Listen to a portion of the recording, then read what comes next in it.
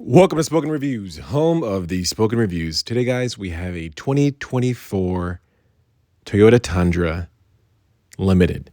This is a very, very nice truck, guys, in this nice pearl white. I believe it's called Wind Chill Pearl White. It looks amazing. I hope the video can do some justice because in person with the sun, yeah, this color looks amazing. All right, let's talk about the exterior. I think it's a really nice exterior. I do think that the front grille is a little polarizing. It's love or hate it. It's in your face. Some say it's aggressive. Some say it's not aggressive. It's controversial to say anything, but I think it looks good. I might black out the chrome piece, but yeah. Now, one cool thing is that you do get this drop-in bed liner. Comes from the Tacoma. Very, very, very durable. So you don't have to worry about damaging it. You do get a plug there too. Not as good as the potential that you can get with the 7.2 kilowatts with the Ford, but you're at least getting something here, right? So Toyota, they're more about being simple and durability. So love it or hate it, right? Could be good, could be bad. The gray interior I like. So you have kind of the two options. You have the dark and you have the light. I kind of like the light. It makes everything kind of look just bigger in there. As far as the controls, so this version of the Limit, there's two different types. This is the nicer version. You can kind of see you get the full digital display behind the steering wheel versus the other ones. It's like a hybrid. You get a little bit of a screen and then you get the analogs. But for all of the Limited, you get the big screen, and the big screen is really nice. Again, this is a 14-inch screen, brand new.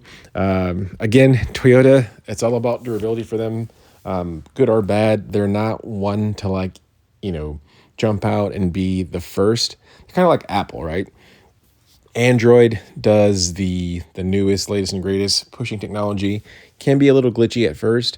Then Apple comes along and kind of does it again, but it does it more reliable, and they have a really good marketing team and people love it. So kind of same thing with Toyota, right? So it's all about durability. It's all about dependability. It's all about the Toyota lean way in their manufacturing, which is great, right? Now the interior, I like it. I don't know if it's, so if I were to compare this, Limited would compare to a Ford Laramie, which I don't know if the Laramie is nicer or worse. I kind of think some parts of Laramie are nicer or worse. Lariat for the Ford, but for the Ram, the Laramie, I do think if you were to put the Laramie and this side by side, the Laramie would be nicer because of the stitching. So you can kind of see the seams are good, and they're nice, but it's not stitching. It's not like the leather like you get with the Ram. And even with the Ford, right? Again,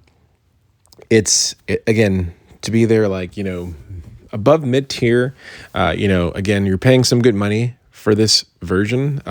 But yeah, I like it. It's simple. It's durable. It's going to last a long time. But I do wish it was, a little bit nicer. I wish it was more leather, more stitching. Oh, this safe, pretty cool. Love the safe.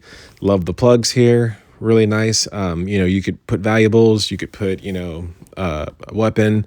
Glove box is nice. And here, there's the key for the safe. So you can either, you get two keys. So you can use a key or you can use a code. But super nice. Yeah, I think it's a really genius layout. But yeah, I kind of wish it was a little nicer. But I like it to say that. It's kind of confusing for me saying like that, right? But yeah. Anyways, the seats, super comfortable. The layout, it's very smart how everything is nice and easy to get to from the driver's standpoint. So it's not a lot of reaching. The drive, super nice, super smooth. The 3. I think they were saying a 3.5. Now they're calling it a 3.44, whatever you want to call their turbo. Fast and quick. Sounds good. It's not a V8. I understand why people miss the V8, and I understand people's thoughts on giving both. But I think it's a solid. And if it's Toyota and it lasts like a Toyota, it'll be just fine. So here, kind of going over some more of the features. So you have right now we have the gears. So we have the 4-wheel drive, so you can kind of see how to do that. So you basically pull up and then push up to get that. Also the drive modes, which are also pretty nice too, right? So again, as far as like safety, as far as comfort of ride, yeah, this is going to be top tier, right? So if you're after quality and if you're after, comfort of ride and practicality, you can kind of see how the different ride modes, go. So I'll kind of zoom in right there. You can kind of see that. Yeah, I'm a fan. Steering wheel, really nice. It kind of one thing that kind of bothers me. There's a version that doesn't have heated, and there's a version that has the heated. Not having a heated steering wheel seems silly. Back seats, great, super soft. I will say that when you pull them up, you do have the storage. So storage is cool. Like if you have small stuff and tools that you want to put there, that's great. But you're giving up the flat load floor, which I think they could have had a collapsible one. Like I think Ford has a collapsible one, which is probably what I'd recommend. That way you have the option of either, doing the storage or having it flat. Because there's times where you need something big, like a TV box or something like that, that you want to have the flat. And they've made the decision for you for, whatever reason.